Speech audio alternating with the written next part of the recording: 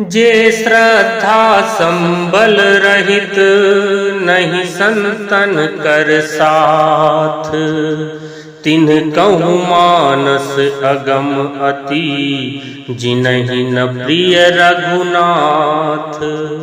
जिनके पास श्रद्धा रूपी राह खर्च नहीं है और संतों का साथ नहीं है और जिनको श्री रघुनाथ जी प्रिय नहीं है, उनके लिए यह मानस अत्यंत ही अगम है। अर्थात श्रद्धा, सत्संग और भगवत प्रेम के बिना कोई इसको नहीं पा सकता।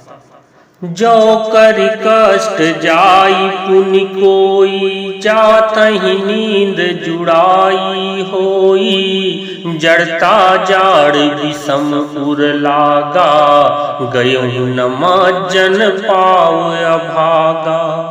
यदि कोई मनुष्य कष्ट उठाकर वहां तक पहुंच भी जाए तो वहां जाते ही उसे नींद रूपी जूड़ी आ जाती है। हृदय में मूर्खता रूपी बड़ा कड़ा जाड़ा लगने लगता है, जिससे वहां जाकर भी वह अभागा स्नान नहीं कर पाता। करि न जाई शर्म जन पाना, फिर आवै समेत अभिमाना। जो बहोरी को पूछन आवा, सर निंदा करिता ही बुझावा। उससे उस सरोवर में स्नान और उसका जलपान तो किया नहीं जाता, वह अभिमान सहित लौट आता है। फिर यदि कोई उससे पूछने आता है तो वह सरोवर की निंदा करके उसे समझाता है। सकल विघ्न व्यापहि नहीं तेहि, राम सुकृपा बिलोकहि जेहि। सोई सादर शर्मा जन करई, महाघोर त्रयताप न जरई। ये सारे विघ्न उसको नहीं व्यापते, बाधा नहीं देते। जिसे श्री रामचंद्र जी सुंदर कृपा की दृष्टि से देखते हैं, वही आदर पूर्वक इस सरोवर में स्नान करता है और महान भयानक त्रिताप से, आध्यात्मिक, आदि दैविक, आदि भौतिक तापों से नहीं जलता। ते नर यह सर तजहि न काऊ, जिनके राम चरण भल भाऊ। जो नहाई चह एहि सर भाई, सो सतसंग करौ मन लाई। जिनके मन में श्री रामचंद्र जी के चरणों में सुंदर प्रेम है, वे इस सरोवर को कभी नहीं छोड़ते।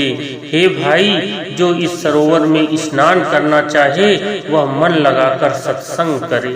असमानस मानस चख चाही, भई कवि बुद्धि विमल अवगाही। भयउ हृदय आनंद उछाहु, उमगेउ प्रेम प्रमोद प्रबाहु। ऐसे मानस सरोवर को हृदय के नेत्रों से देखकर और उसमें गोता लगाकर कवि की बुद्धि निर्मल हो गई, हृदय में आनंद और उत्साह भर गया और प्रेम तथा आनंद का प्रवाह उमड़ आया।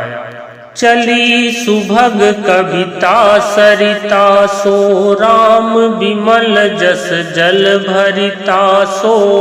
सरजू नाम सुमंगल मूला, लोक वेद मत मंजुल कूला।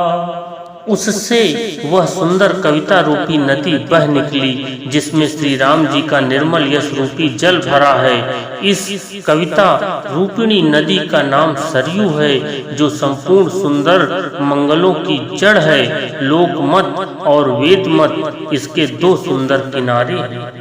नदी पुनीत सुमानस नंदिनी, कलिमल तृण तरुमूल निकंदिनी।